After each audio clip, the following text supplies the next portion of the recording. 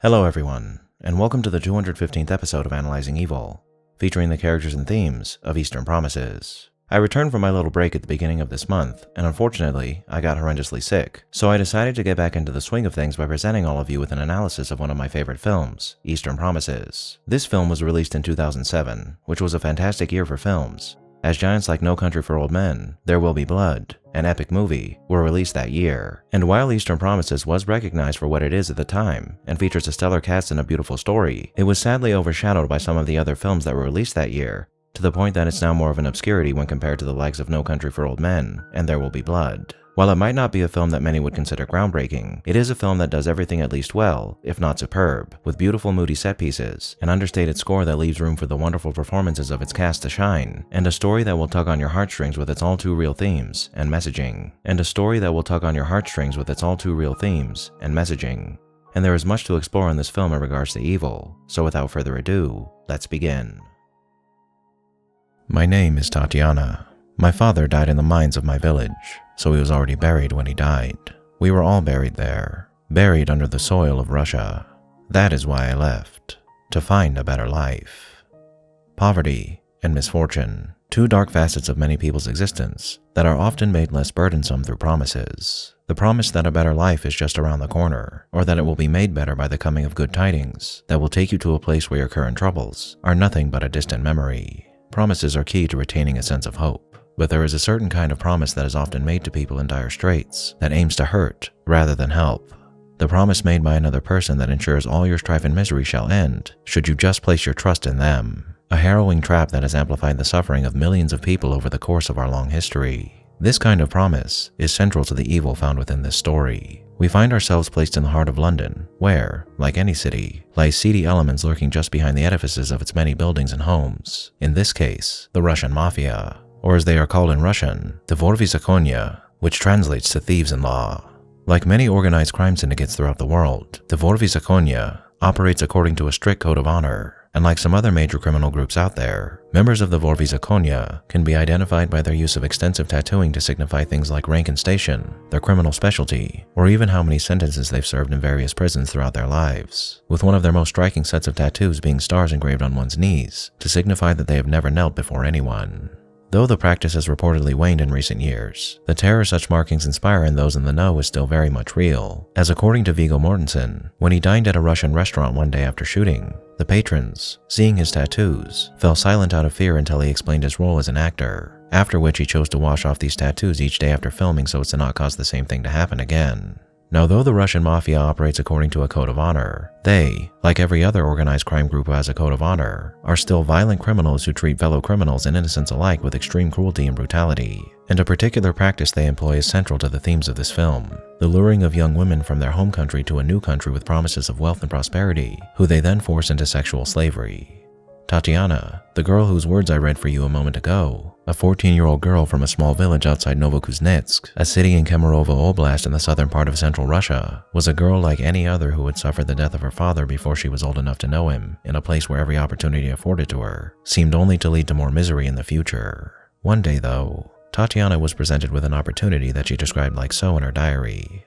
I am so excited this morning. Yesterday, a friend came back to the village and told us all about the places on the map that I look at. Paris, Amsterdam, London. He's been there for real. He says the future of everything is already happening in those places. My friend said he would get me to Amsterdam, and from there, we could find a way into London. I've been practicing my singing, and have even rejoined the church choir. I've even been practicing my English. My friend says his uncle owns a restaurant where you can sing. He's sure this man will take care of me. Sounds like a fine enough way to escape one's situation, right? Well, that might have been the case if it weren't for the fact that the only reason we know what's in Tatiana's diary is because she perished during childbirth at the beginning of this film. And whose child was this 14-year-old girl carrying, you might ask? Why, the very man who was supposedly going to take care of her. This is Semon, the man at the head of the Vorvizakonya family in this story, who is helped in his operations by his only son, Kirill. On the surface, he seems a kindly old man, with piercing blue eyes, a kind smile, and a soft voice that would disarm even the most hard-hearted amongst us. He plays a fine violin, and he dotes on his two young granddaughters as you might expect a man of his age to. But terror is not always found emanating from the jaws of a crazed man, or one who dresses and acts the part of a brute. And much like the structures of London hide their secrets, so too does the face of Semon. I was thrown down the stairs and fell onto some sacks, like potato sacks. Kirill came down after me, and he hit me until I was bleeding. Then, he tried to assault me, but couldn't do it. He just got madder and madder and kept hitting me. In the end, his father came down. It was the father who assaulted me. He shouted at his son, "If you don't break a horse, it will never be tame, Kirill. I'm not sure I can carry on another day. The windows won't open, so I can't throw myself out. They inject me every day with heroin. Sometimes I think this is all a hallucination. Yes, behind the eyes of this gentle grandfather lies nothing more than a monster engaged in a disgusting business that ensnares and entraps young women for the sole purpose of enriching repugnant men like Semyon. You'll notice the chain of events that brought Tatiana, and others like her, into Semyon's clutches is particularly sinister. First, someone they trust begins filling their minds with promises of greater things and better lands, a dream which they can achieve should they just follow them to the place that holds their desires. Then, upon arriving, they're immediately placed into slavery and forced to work using their bodies. But if that wasn't bad enough, to keep them in line and dependent on their new overlords, these men fill them with drugs so they have no choice but to keep working for them to support their new addiction. A mental ball and chain that only weighs down the very real ones that have been placed on these women. However, against all odds, Tatiana did manage to escape from her prison, and walking the streets of London barefoot, she made her way to a pharmacy where she hoped to find some refuge and assistance in working out the dreadful situation she'd been forced into. Sadly, it would only be a few short hours after she managed to gain some freedom that Tatiana would die birthing the child Semyon forced upon her so brutally. And it is only after her death that we learn about all that has been done to her through the efforts of the midwife who delivered her child, Anna Kitrova.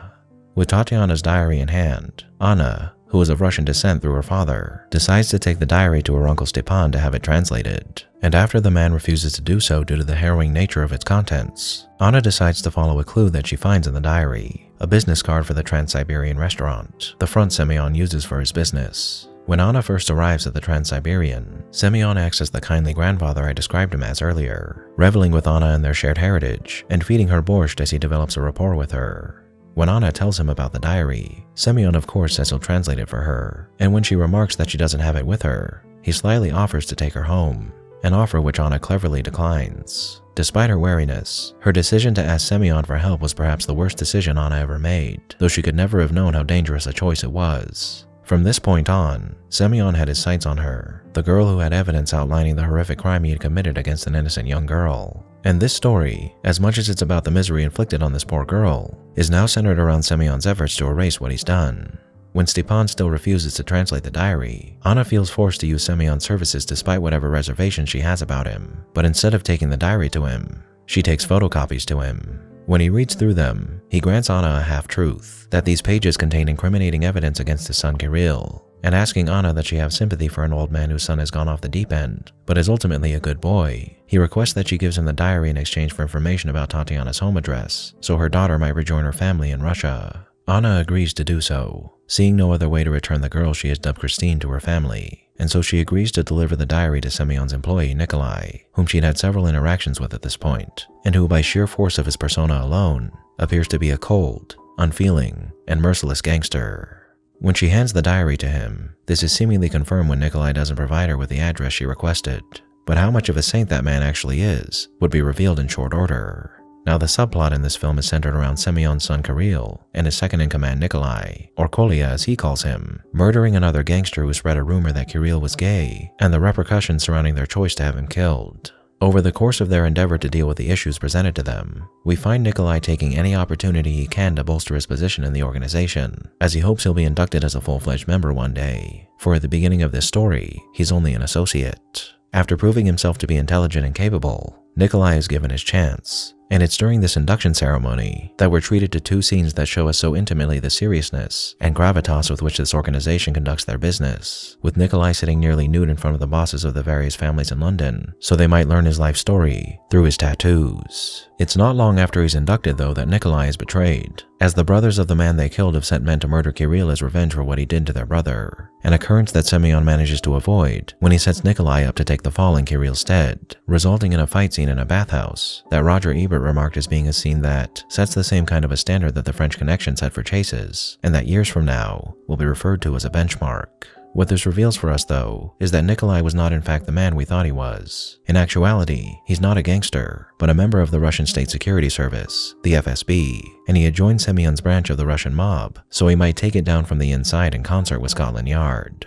This reveal adds a lot of weight to Nikolai's actions, as thus far, while he had been as ruthless as he needed to be amongst his fellow gangsters, there are moments when Nikolai showed he had a kinder nature, as we do see him reassuring one of the women bound to Semon that he'd find a way to return her home, and we also see him hiding Stepan when he was ordered to murder him rather than killing him, and he does end up giving Anna Tatiana's address some time after he refuses to do so initially. But Nikolai, much like Anna did by coming to Semon with a diary, made a mistake after his injuries had healed, and he came in contact with his partner at Scotland Yard. Here he suggests that the police obtain a sample of Semon's blood so they can test his DNA against the infant Christine's and finally get a charge to stick to him and send him away for years, if not decades. However, Semon was no fool, and once the police took his blood, he knew what was about to happen, and so to make sure he retained his freedom, he chose to make his already abhorrent crime all the more sickening by instructing Kirill to kidnap Christine from the hospital and drown her in the River Thames. Thankfully, Kirill was not as hard-hearted as his father, and so when he arrived at the river, he hesitated, which allowed Anna and Nikolai to catch up to him in time and convince him not to go through with it. And furthermore, that Kirill, who had suffered much abuse from his father as well, to take down his father so they might replace him and turn the organization around, which they managed to do, if the end of the film is any indicator, as rather than Semon sitting in his seat at the Trans-Siberian, we find Nikolai sitting there as the words Tatiana wrote about Russia burying her and her family play over his solemn gaze. But now that we've run through the major events of this film, what is there to say about the evil we can find in Eastern Promises? Well, one thing in particular that Stepan says to Anna and her mother when they're discussing whether or not to involve themselves with Tatiana and her now motherless child is something that all of us should be cognizant of. When Stepan says that he has a friend who has a gun, and they should give these gangsters a taste of their own medicine,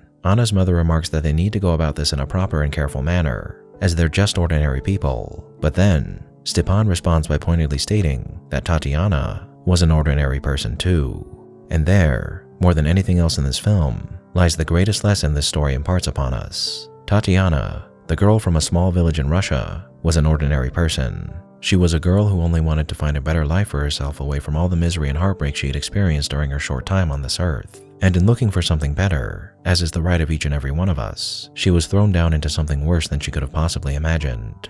We are all ordinary people, until we aren't. Until the ones we love treat us with disdain and abuse. Until the actions of those running the countries we live in grind us down into shadows of our former selves. Until a bomb goes off in our town, or until strange men come into our lives and irreparably alter them, whether we have a say in it or not. The ordinary person that was Tatiana is blameless when it came to being in the circumstances she found herself in. A child who deserved love and care, who was only met with exploitation and cruelty instead. And the only people at fault in this entire scenario for making her into who she became and causing her to suffer an early end to what may have otherwise been a long and fulfilling life are the monsters who brought her to London in the first place. A man who on the outside seemed as ordinary and amiable as anyone else, but one who hosted a dark cadre of willing lieutenants who were ready to destroy the lives of others so they might enrich him and themselves in the process. But what makes a man who has a son and who also enjoys the company of 2 young granddaughters that he would never dream of placing in the same situation able to do such repugnant things to innocents? Well, when Anna remarks to Nikolai that Christine is Semon's daughter, implying that he should have some care for her due to that fact, Nikolai gives a horrifying response.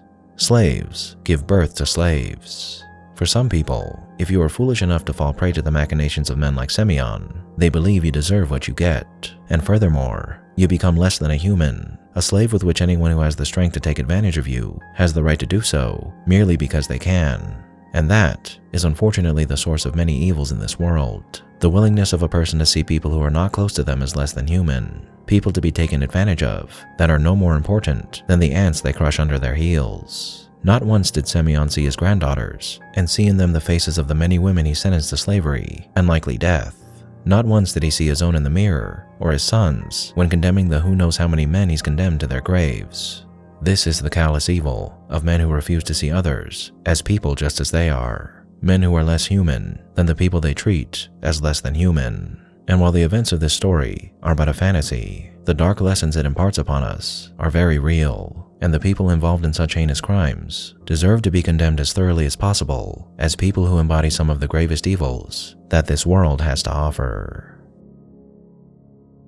Thank you all for tuning in to this episode of Analyzing Evil, and I hope you've enjoyed. What are your thoughts on Eastern Promises? Did I miss anything? Let me know down below, and leave a suggestion for a villain you'd like to see featured while you're at it. If you like this video, hit that thumbs up button, and make sure to subscribe if you haven't already. A big thank you to all of my subscribers, my patrons, my members, anyone who's decided to honor me with a super thank, and especially Elijah Kai, the eccentric VA, our very first Dark Lord member of the channel. And a most vile thank you to those whose names you're seeing on screen now.